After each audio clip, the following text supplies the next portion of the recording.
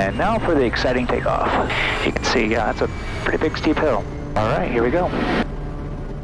Good morning, you guys. Here in Goroka, Papua New Guinea today. It's a cold morning. It's 55 degrees out. That's why I have this on.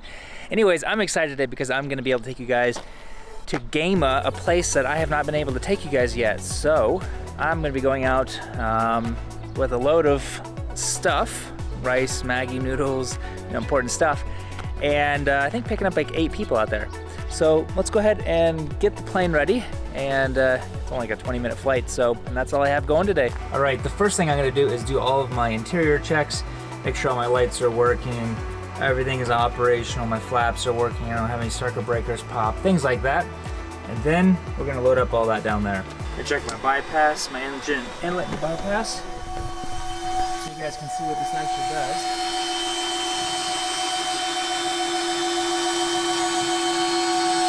Because I talk about it all the time. It's a bypass. I'll put it in that's in bypass, or that's open right now. Actually, that's normal. So the air is just going directly into the engine. Let me put it in bypass so you can see what it's talking about. And that's what it does when it does in bypass. So now the air no longer goes directly into the engine. It has to go down that way. And then the overspill comes out these holes down here. And the reason it has bypass is basically if it picks up like any little stones or anything like that, or if I suck up a bird, the theory is that the air has to come down and it has to turn back around and get into the engine. But I've sucked up a bird and it still goes right into the, not all the way into the engine, but into like the last screen before it goes in.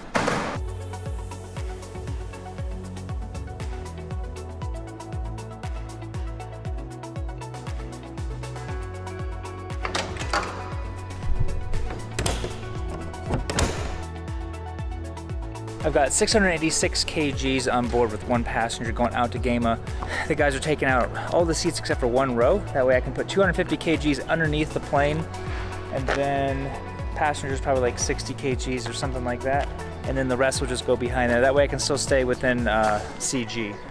All right, guys, we're all tied down, ready to load up. So let's go ahead and pull it out, and I'm already fueled up for the day, so basically I'm pretty much ready to go. Just wait for my passengers to get here. It looks like it's gonna be a really nice morning out. It's still smoky. This is the dry season, so everybody just burns fires everywhere.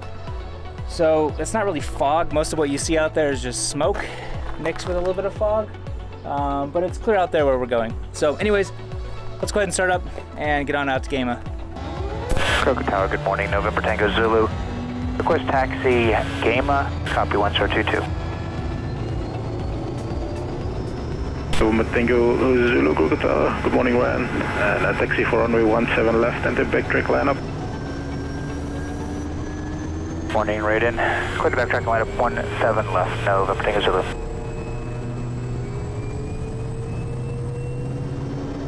Goroka Tower, November Tango Zulu, ready for departure. Copy, Mike Alpha Lima for standby. Tango Zulu, roger. Mike Alpha Lima, just make your right 10. 17 left, left 10, clear for takeoff. 17 left turn, clear for takeoff. November Tango Zulu. Condition flaps 20, fuel and harnesses. Cleared for takeoff. Close is complete. 1390, rotate at 62.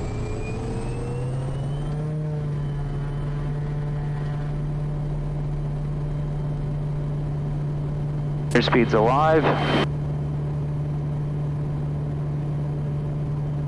There's 50 continuing. There's 62 and rotate. There's just a lot of smoke and haze out today. And a bird just took a dump on my windshield. That's super nice. Right in front of me. We're pitching for 85 knots.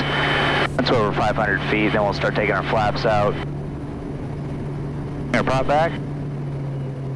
All right, get our bypass back to normal. Igniter's turned off.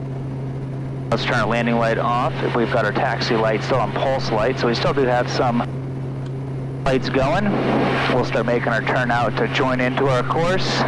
Looks like it's going to be kind of a cloudy morning, but I think once we get out probably about 25 miles, it should actually clear up pretty nice.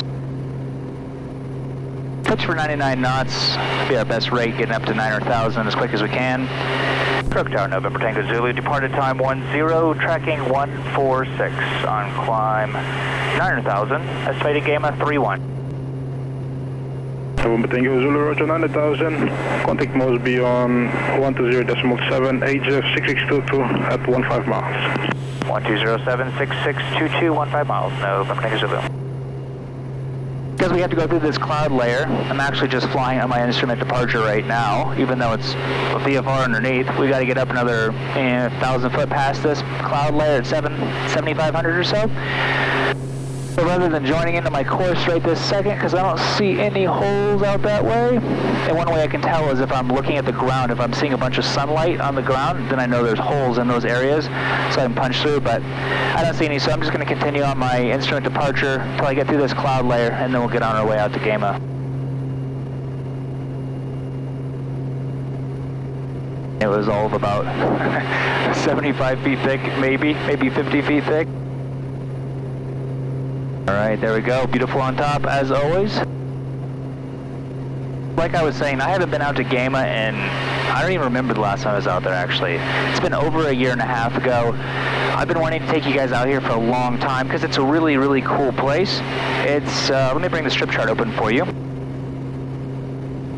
It's a one-way airstrip into a mountain and about 5,400 feet elevation, so it's 470 meters long. It's a 12% overall slope, but the touchdown zone is only 7%, and then it gets all the way into, I think, like a 19% slope at one point.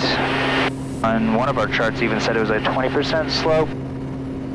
Looking at the older one, it must have been the MAF one when I flew with MAF a few years ago.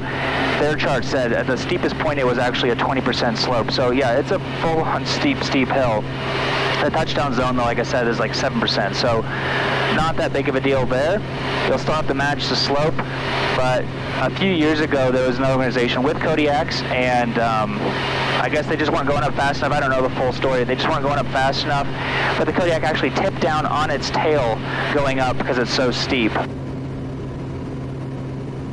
Anyways, we do have a 248 kg penalty takeoff out of there, so I'm going to have to reduce my loading, and I've got 8 people out there. So it might be a little bit tricky because I have to have at least, with that many people behind me, I've got to have at least 100 kgs underneath the front pod for it to work out.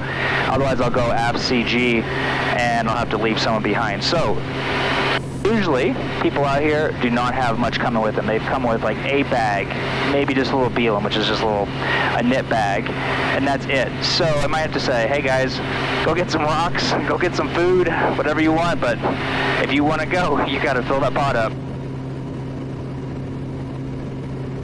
It looks like, just like what Windy App was saying, it looks like it is clear up there for the most part. I can see the ridges, so that's good.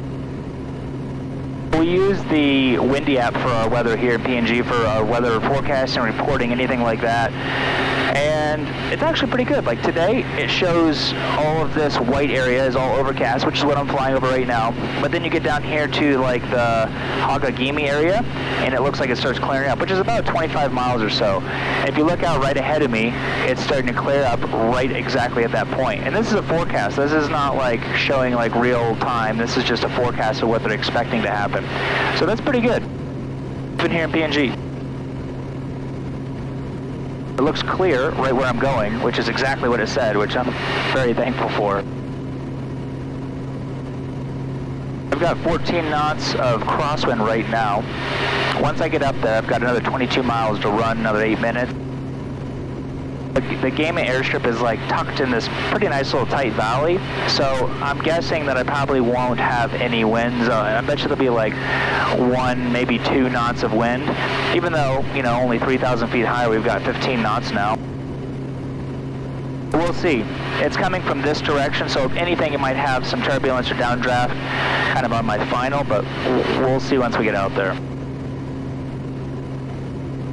7 minutes out, I'm going to start my checklist, my selectors, my fuel selectors and brakes, my TAWs. I'll get that in a minute. Our VREF, which is our approach speed, we'll be landing at 6,700, so 72 knots. The lights and inlet, we'll get that in just a second. That's as far as we can go for now. If you guys want one of these, I have them for piston, I have them for turbine engines, and I'm also getting extra ones, like you can replace the faceplate, so you can have them for like a 172, 152, and then have them for more complex planes with gear and multi-engine, things like that. So check out my website if you guys want one of these. They're great for flight simulators, they're great for training environments, single pilot ops. So if you're flight school too, I'd love to hook you guys up with getting your planes these, because it's a really great tool to keep your eyes up and out where they need to be, not on some paper checklist where you can lose your place real easy. We're nearly top of descent. Let's turn our altitude select bug down to 6,400 for pattern altitude. Because this is a 7% slope, a little bit different technique for what I am going to be doing for landing, which is what I always do, but I don't explain it all the time. But basically, if you have a hill, you can't just come down and then flare. You have to come down, match the slope, and then pull power, and then flare. So it's a quick transition. You probably don't see it because it's just like, it's instinctual where you just kind of level off, pull the power, and then flare. So it's really, really quick, but that's how you land on the side of a hill without smacking the without smacking the ground really hard. Track. All right, let's head on down 600 feet per minute. All stations game. Kodiak November Tango Zulu 12 miles to the north-northwest, left 9,000 on descent. Circa 29er Gamma. We've got 21 knots, now 20 knots of crosswind, but looking up straight ahead, you can see those little smoke things coming up off the side of the mountain. And it's like the smoke is going straight up until it's at like maybe a few hundred feet. So that's when the wind's going to start picking up. And then right about, I don't know, it looks like maybe 200 feet above the ground, then it just goes completely sideways. So below that, I know that I'm going to have no wind, or next to no wind, which is great. Push my prop forward, turn my TAWS off, which is my train awareness system. The landing light on, bypass, engine into the bypass. If we have to go around, it's pretty short final. Power up 20 degrees flaps, pitch for 73 knots, and a left-hand turn out to reset ITT to 740. But you still can't see the runway, even though we're just 2 miles out, because it's on the other side of this little ridge. And that smoke is like right on short final. So it looks like, yeah, once I get below 200 feet AGL, it should be no wind. Prop and harness is done. Landing clearance, we'll do our SAR cancellation once I get on the ground.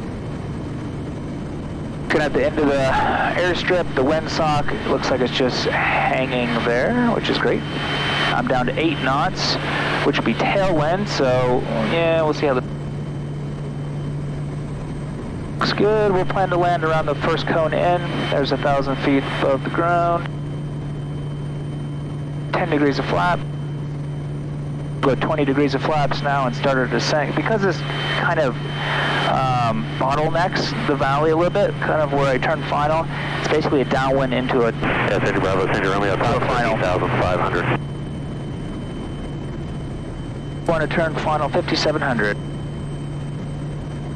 That ridge down there. 1,000. Alright, slowing down to 82 knots. Full flaps, checklist is complete. 7 knots of headwind now. That's a big change. It was 8 knots of tailwind just a second ago going this way. 500.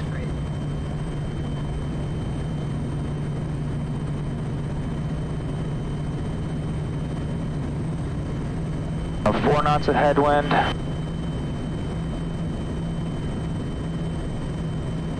Oh, 3, so it's dropping down. The closer we get to the hill, it'll continue to drop down. Now we're 2.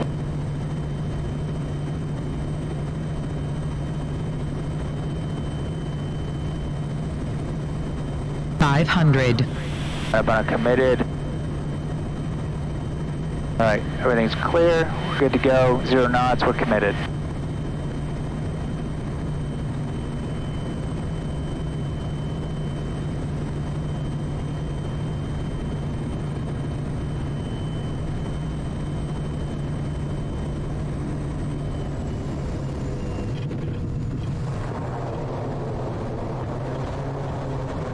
Losing my speed.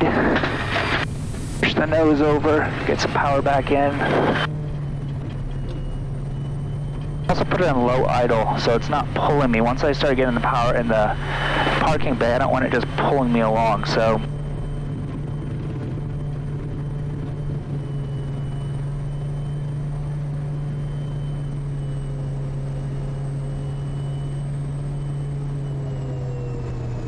All right, it's always exciting.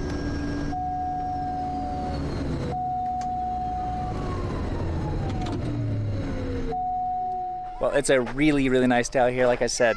Just like I thought, the smoke, it just dies off the closer and closer you get. So takeoff, yeah, should still be fine. I actually feel a little bit of wind on my face. I'm a little bit out of breath because we're at like, 5,400 feet, and I always get out of breath when I talk. Anyways, yeah, you can kind of see how steep it is down here. It's an exciting takeoff, that's for sure.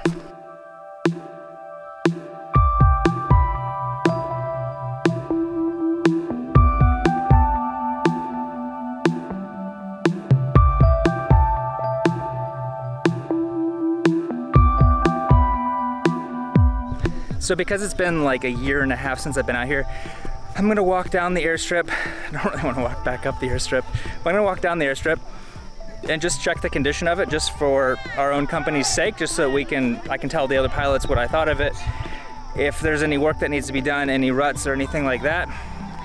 But it looks like they have a nice new fence around the edges, and that keeps the pigs out, which is nice. One thing I know a lot of YouTubers say is they wish you could experience the smells that I do behind the camera. And that's one smell that I wish you guys could have a smell here. It's different. It's different. Looking on down towards the end, I wanted to land at the first cone in. I landed just a little bit past it, which is fine with me. I'd rather land further on in than shorter on, like, closer to the end of the runway. When I first started flying here, like 5-6 years ago, I'd always wanted to like land even closer to the end just because I thought it was cooler or something, until you had like that one downdraft that nearly ripped your gear off. Then you decide, yeah, I think I'm gonna move that spot in a little bit, give myself a little more margin, and it's a big hill so I can land anywhere up here, so. All right, so that's holding the camera nice and flat. You can kind of see the slope, not terrible, but I mean, you can see how it's a long ways up there, and I'm only halfway down the runway, probably. It looks like the overall condition of this strip is actually really good. Typically this place is really rough on takeoff, like so rough that like your AHRS loses itself for a little while until you're out, a couple minutes out or so, and then it comes back. But yeah, I'm glad I was able to come out here and share this with you guys. We're gonna load these guys back up, and I'll show you how I do my weight and balance so that I know that I'm still within CG, so that we all don't crash and die down there. All right, they paint mud on their faces for like a funeral, just a way of mourning. So if that's why you guys are wondering why they have mud on their faces.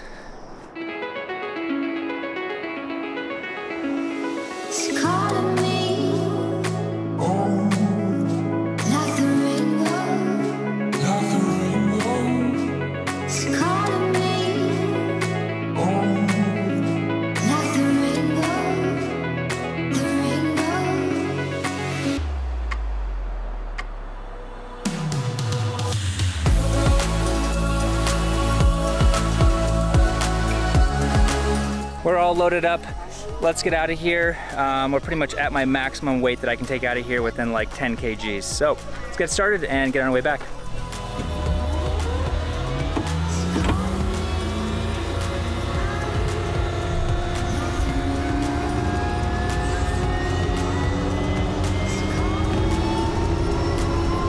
Moresby 6622, November Tango Zulu taxi. November Tango Zulu Moresby, go ahead. November Tango Zulu taxi, Gamma Goroka 10 POP. Tango Zulu. And now for the exciting takeoff. We're pretty much full up on my weight for taking off out of here with my 250 kg penalty. You can see, that's a pretty big steep hill. Our abort on this one will basically be, well, brakes released. There is no stopping on this one, so we're 100% going no matter what. Once we release the brakes, I'm just going to hold my yoke really steady just because it is pretty rough, just so I'm not bouncing and trying to fight it all the way down. After takeoff, we'll pitch for 85, consider EPL. consider feather. Otherwise, 80 full flaps, lower terrain, hit an emergency button, cracker door, tub ready to brace, master's off. Right, ignition, condition, flaps 20, fuel and harnesses. Checklist is complete.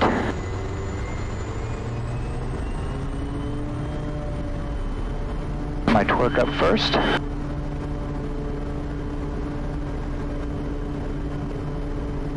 All right, here we go.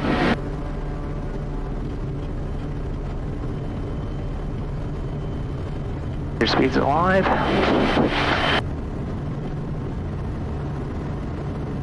Follow the terrain down. There we go. No dramas.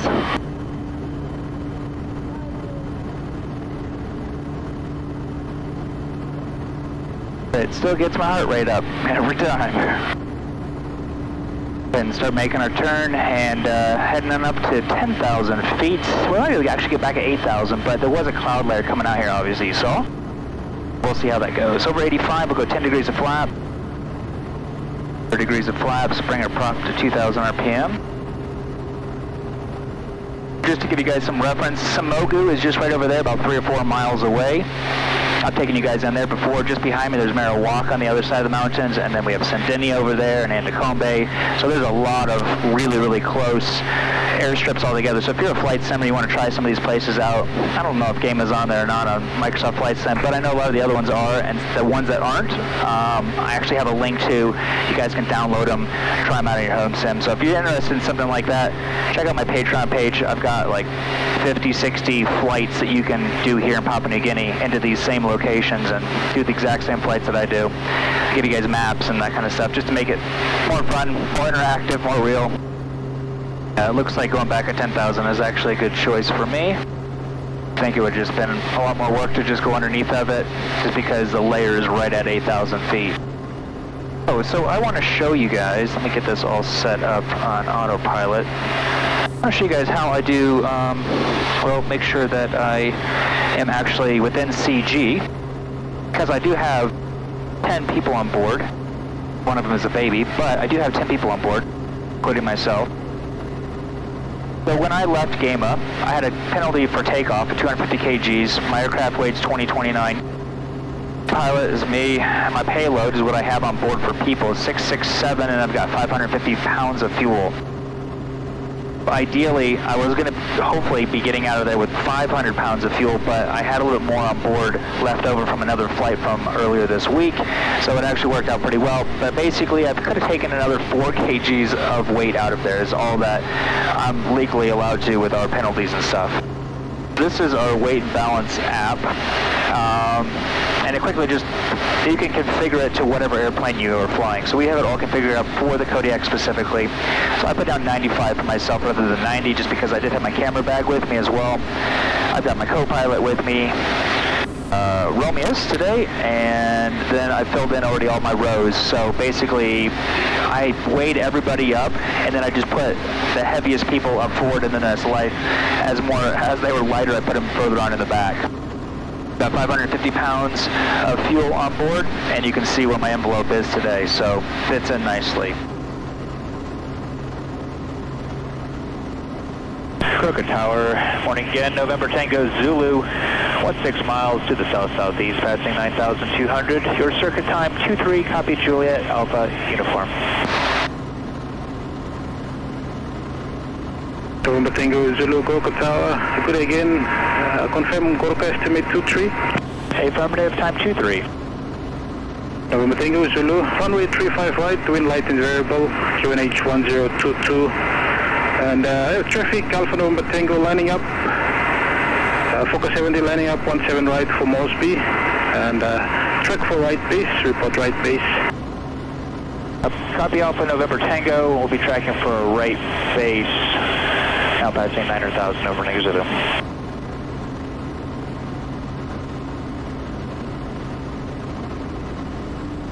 20 degrees of flaps. Tango, Roger, stand by for clearance. Goroka Tower, November Tango Zulu, joining right base, 35 right. November Tango Zulu, runway 35 right, clear to land. Clear to land, 35 right, November Tango Zulu.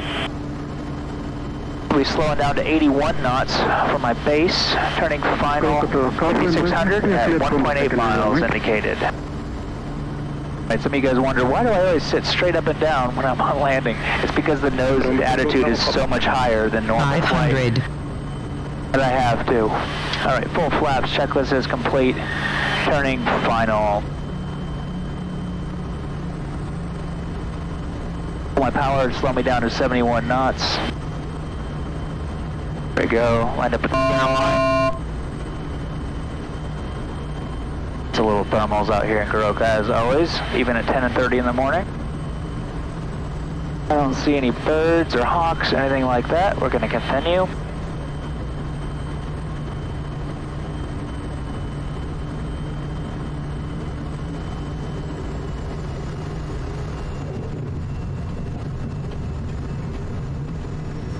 This is my only flight of the day. Hope you guys enjoyed coming along with me. A little bit more extra ground content today. Give it a thumbs up if you guys like that. Like to see more of it, leave a comment down below for sure. And consider subscribing if you haven't already. Got videos coming out a couple times a week, so, and a whole backlog of them if you haven't got caught up on those. Anyways, thanks for watching, and welcome to Goroka. Well, there you go, another great day flying. I wish I had another flight, but I don't. Anyways, thanks for joining along on this flight. I'll see you next time. Have a great one. Morning.